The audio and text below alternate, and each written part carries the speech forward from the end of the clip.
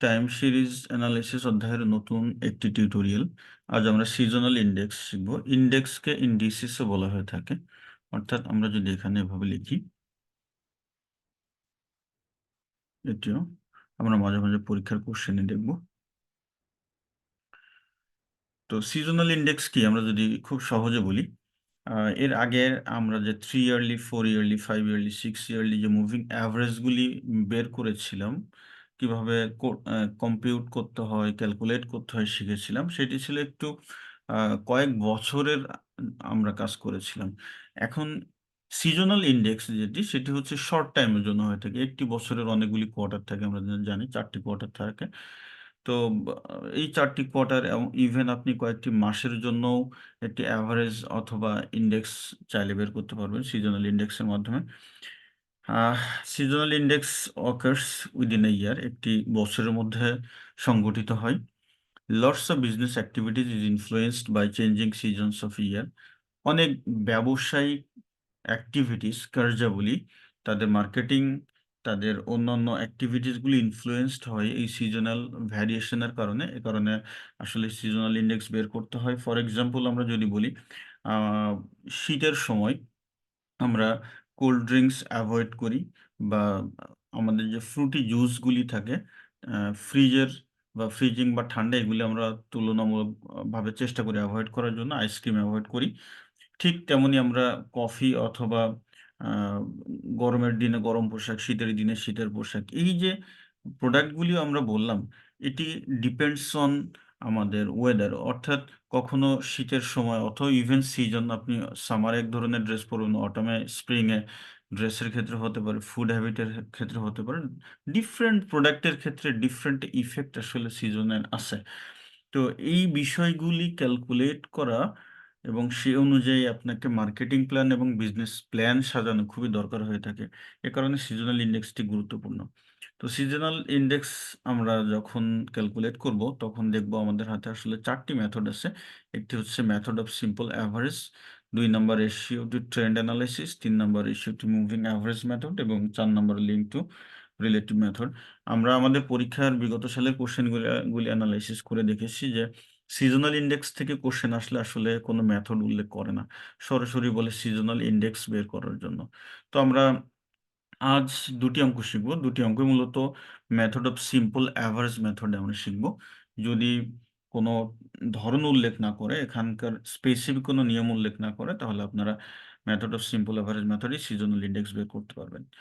তো ১ নাম্বার যে কোশ্চেনটি আমরা একটু পড়ি। কম্পিউট সিজনাল ইন্ডেক্স, এখানে ইন্ডেক্সও বলতে পারে, ইন্ডিসেসও বলতে পারে।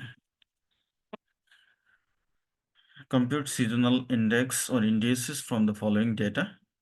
আমাদেরকে কিছু ডেটা প্রোভাইড করা হয়েছে, এখান থেকে আমাদের সিজনাল ইন্ডেক্স বের করব। তো এখানে দেখতে পাচ্ছি ৪ টি কোয়ার্টার আসছে। First quarter, second quarter, third quarter এবং ফোর্থ কোয়ার্টার। কোয়ার্টারগুলির আবার কয়েক বছরের। ১৯৭৫ সালে ৪ টি কোয়ার্টারের আমাদের ভ্যালু এখানে দেওয়া আছে। খরচ বলতেছে, এখানে খরচ হতে পারে, সেলস হতে পারে, আ বা প্রোডাকশন হতে পারে। যেকোনো আম আ ভেরিয়েবল বের করার জন্য আমরা এটি করতে পারি। তো ৭৬ সালে ৪ টি কোয়ার্টারের মান আছে এখানে, ৭৭ সালে ৪ টি কোয়ার্টার, ৭৮ সালে ৪ টি কোয়ার্টার। তো আমরা আমাদের সিজনাল ইন্ডেক্স বের করার জন্য আমাদের ক্যালকুলেশন টেবিলটি এভাবে করতে হবে। আমাদের যে কোয়ার্টার আছে, কোয়ার্টারের জন্য একটি কলাম নিতে হবে। এই যে কোয়ার্টারের জন্য আমরা একটি কলাম নিয়েছি। এরপর ইয়ার আছে কতটি? আ ৭৫, ৭৬, ৭৭, ৭৮, ৪ টি ইয়ার আছে। ৪ টি ইয়ারের জন্য ৪ টি কলাম করতে হবে। এই যে ৭৫ থেকে ৭৮ আমরা ৪ টি কলাম করলাম। কলামগুলি করার পর আমরা ৭৫ সালে যে ৪ টি কোয়ার্টারের মানগুলি আছে, সেই ৪ টি কোয়ার্টারের মান আমরা এখানে ইনপুট দিয়েছি। আ 78, 62, 57, 71, এই যে জাস্ট এটি ইনপুট দেওয়া হয়েছে। ঠিক একইভাবে ৭৬ সালের ডেটাগুলো আমরা এখানে ইনপুট দিব। ৭৭ সালে ইনপুট দিব, ৭৮ সালে ইনপুট দিব। তো এটি আশা করি এই পর্যন্ত আমাদের কোনো সমস্যা হবে না।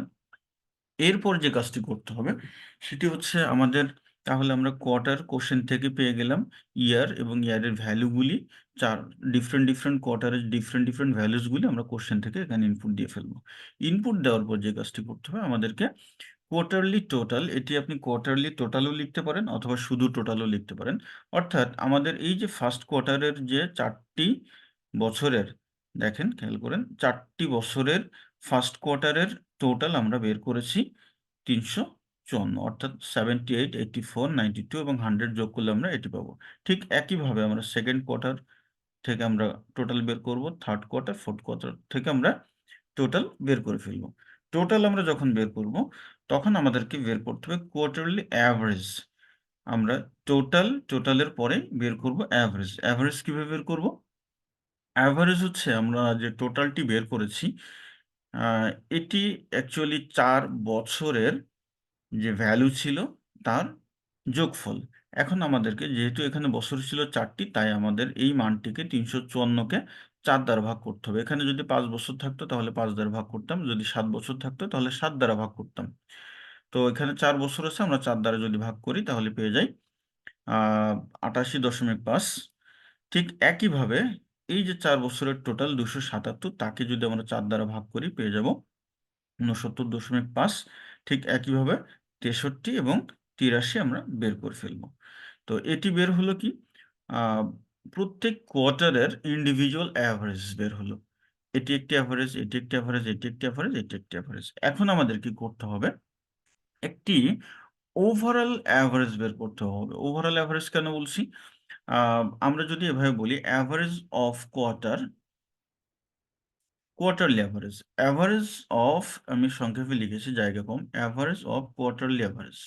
মানে আমাদের যে কোয়ার্টারলি এভারেজ গুলি আমরা বের করেছি, এটি 88.5, 69.5, এটি কিন্তু ফার্স্ট কোয়ার্টারের এভারেজ, এটি সেকেন্ড কোয়ার্টারের এভারেজ, এটি থার্ড কোয়ার্টারের এভারেজ, এটি ফোর্থ কোয়ার্টারের এভারেজ।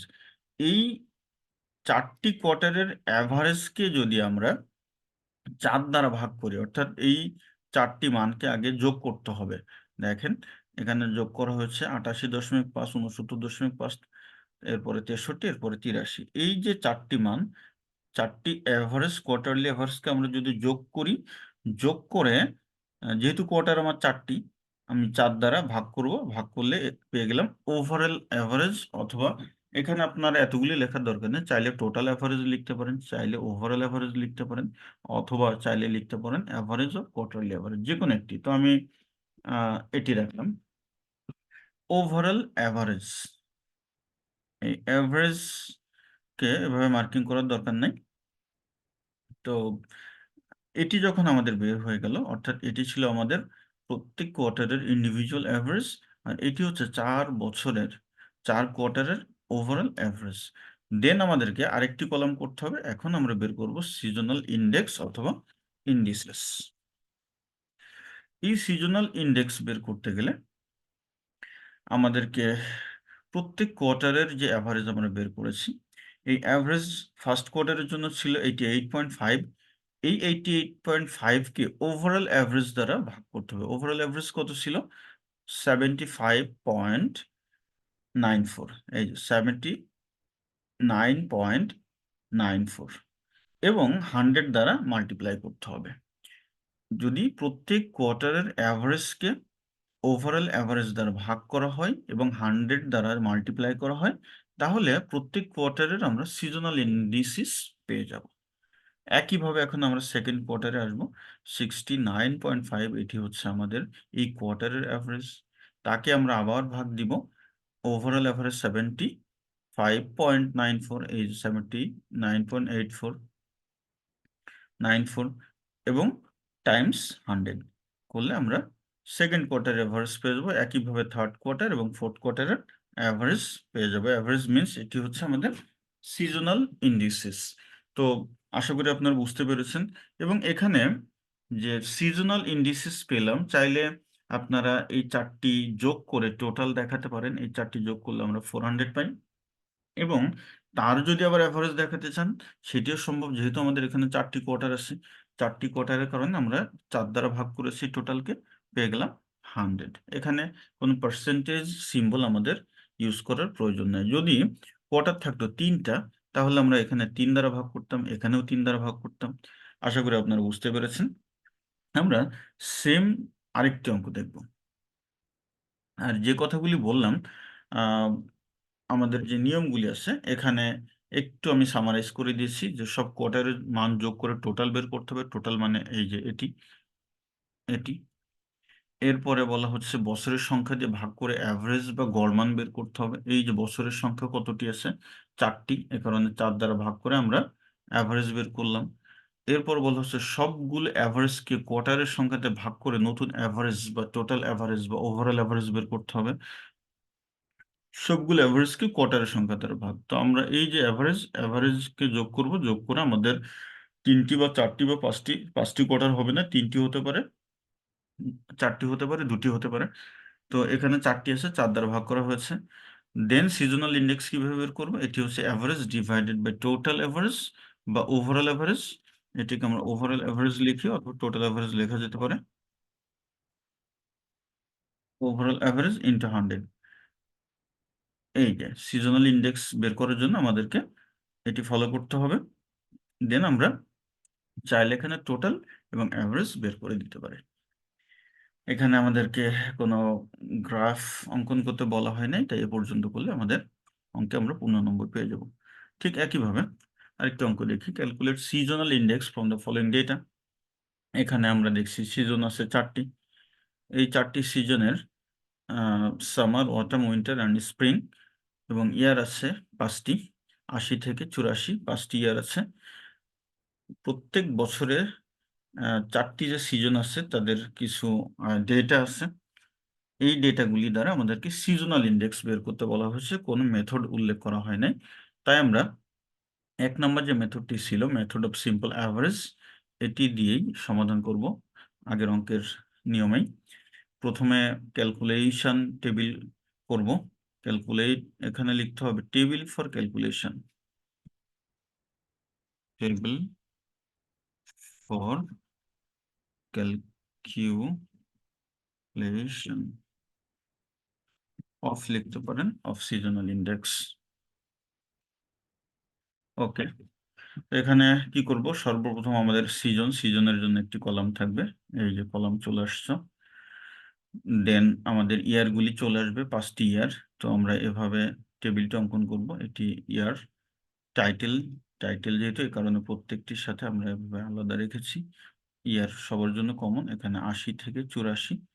৮০ থেকে ৮৪ সালের যে ডেটাগুলি আসে, সেই ডেটাগুলি আমরা অ্যাজ পার কোয়েশ্চেন অনুযায়ী আমরা ইনপুট দিয়ে দিব। ইনপুট দেওয়ার পর আমরা টোটাল বের করব। টোটাল হচ্ছে সামারের ডেটাগুলি ৪-৫ বছরের ডেটার যোগফল ২১২। এই ২১২ যখন আমরা এভারেজ বের করব, কোয়ার্টারলি এভারেজ বা এখানে আমরা বলতে পারি যেহেতু সিজন বলা হয়েছে লিখতে পারি সিজনাল জোনাল এভারেজ। তো সিজনাল এভারেজ যেহেতু আমাদের ৫ টি সিজন আছে এখানে, ৫ টি বছর আছে আমাদের। বছর দ্বারা ভাগ করতে হবে। টোটাল হচ্ছে ৫ বছরের টোটাল। টোটালকে আমরা যদি ৫ দ্বারা ভাগ করি তাহলে এভারেজ পেয়ে গেলাম। ঠিক একইভাবে আমরা লাস্ট এইটি যদি যোগ করি, আমরা সিকোয়েন্সিয়ালি আগাবো। সর্বশেষ স্প্রিং আমরা এটি যোগ করব। যোগ করার পর আমরা ৫ দ্বারা ভাগ করলে এভারেজ পেয়ে যাব। এভারেজ পাবার পরে এই ৪ টি যে এভারেজ ছিল আমাদের, ৪ টি সিজনের যে এভারেজ ছিল ইন্ডিভিজুয়াল এভারেজ গুলিকে আমরা যদি যোগ করি তাহলে পেয়ে যাব টোটাল। এই যে টোটাল পেলাম। টোটালকে যদি আমরা এখন টোটাল এভারেজ বা ওভারঅল এভারেজ করি, ওভারঅল এভারেজ যদি করি, এই যে ১৫৭ ছিল ৪ টি এভারেজের যোগফল, তাকে আমরা স্প্রিং পর্যন্ত এই ৪ দ্বারা যদি ভাগ করি তাহলে আমরা পেয়ে গেলাম ওভারঅল এভারেজ। ওভারঅল এভারেজ পেয়ে গেলাম। এখন আমরা সিজনাল ইনডেক্স বের করব। তো সিজনাল ইনডেক্স বের করার সূত্র আমরা জানি। আমরা এই সূত্রে সিজনাল ইনডেক্স বের করব। তো এটি হচ্ছে average divided by overall average. তো এভারেজ হচ্ছে আমরা সামারের এভারেজ পেলাম 42, এই যে ৪২.৫, তাকে ওভারঅল এভারেজ দেখেন ৩৯.২৫। এটি কিন্তু সবগুলি হরের ক্ষেত্রে দেখেন একই। এখানে নিচে যা এখানেও তাই। এখানে ৩৯.২৫, ৩৯.২৫। আর উপরে শুধুমাত্র আমাদের এটি চেঞ্জ হয়ে যাচ্ছে ইনটু 100 চেঞ্জ হচ্ছে ইনটু 100 এই যে 40.6 ডিভাইডেড বাই 39.25 ইনটু 100। তো এটি ক্যালকুলেশন করলে এখানে আসলে এই পার্সেন্টেজটা দেওয়ার দরকার নাই। এখানে আমরা কোনো পার্সেন্টেজ ইউজ করব না। দিলে যে ভুল হয়ে যাবে ঠিক তা না, যেহেতু 100 এখানে মাল্টিপ্লাই করা হয়েছে, তবে আমরা করব না, নর্মালি দেখা যায় না। ওকে, তো এটি হচ্ছে প্রত্যেক সিজনের একটি ভ্যারিয়েশন। আমরা যদি এখন এভাবে চিন্তা করি যে আসলে এই 1980 থেকে 1984 সাল পর্যন্ত আহ, আহ, একটি ড্রেস ধরে নিলাম, একটি ফুল স্লিভ ড্রেস, ফুল হাতা একটি ড্রেস, পাতলা কাপড়ের। তো এটির অ্যাভারেজ ভ্যারিয়েশন কেমন ছিল, সিজনাল ভ্যারিয়েশন কেমন ছিল? তো দেখেন, এটি সামারে হচ্ছে আমরা অ্যাভারেজ পেলাম 108, এটি উইন্টারে পেলাম, শীতের সময় পেলাম 96.31, স্প্রিংয়ে পেলাম এটি। অর্থাৎ আমরা ধরে নিতে পারি যে আমাদের শীতের সময় এটি অনেক বেশি, আরো আমাদের যেটিকে ভারী পোশাক বা আরামদায়ক পোশাক সেটির চাহিদা বেশি ছিল, পাতলা পোশাকের চাহিদা কম ছিল। এ কারণে উইন্টারে এর অ্যাভারেজটা এখানে কম, এখানে সামারে অ্যাভারেজটা বেশি। অর্থাৎ আমরা আমাদের প্রোডাক্টের সেলস অথবা প্রোডাকশন, সেলস যদি আপনি প্রেডিক্ট করতে পারেন যে এক বছরের বিভিন্ন টাইমে সামারে কোন প্রোডাক্ট বেশি চলে, উইন্টারে কোন প্রোডাক্ট বেশি চলে, গত 5 বছরের আপনি যদি সিজনাল ভেরিয়েশন বের করেন, তাহলে তখন আপনি আপনার উৎপাদন লক্ষ্যমাত্রা নির্ধারণ করতে পারবেন। আপনি আপনার পণ্যের মার্কেটিং কৌশল বা অন্যান্য বিজনেস কৌশলগুলি পারফেক্টলি প্ল্যান করতে পারবেন, এবং যেটি আমাদের ব্যবসার জন্য খুবই গুরুত্বপূর্ণ। তো আশা করি আপনারা বুঝতে পেরেছেন সিজনাল ভেরিয়েশনের অঙ্ক যদি আমাদের আসে, সেখানে নর্মালি আবারও বলছি, এই 4টি মেথডের মধ্যে মেথড উল্লেখ করা থাকে না। যদি মেথড উল্লেখ করা থাকে তাহলে সেই স্পেসিফিক মেথডেই করতে হবে। আদারওয়াইজ আপনারা চাইলে 1 নম্বর মেথড দিয়ে করতে পারেন। আমি নেক্সট ক্লাসে ধাপে ধাপে বাকি 3টি মেথডের অঙ্ক আপনাদেরকে প্রোভাইড করার চেষ্টা করব। তো আজ এই পর্যন্ত, সবাই ভালো থাকবেন। ধন্যবাদ সবাইকে। আসসালামু আলাইকুম।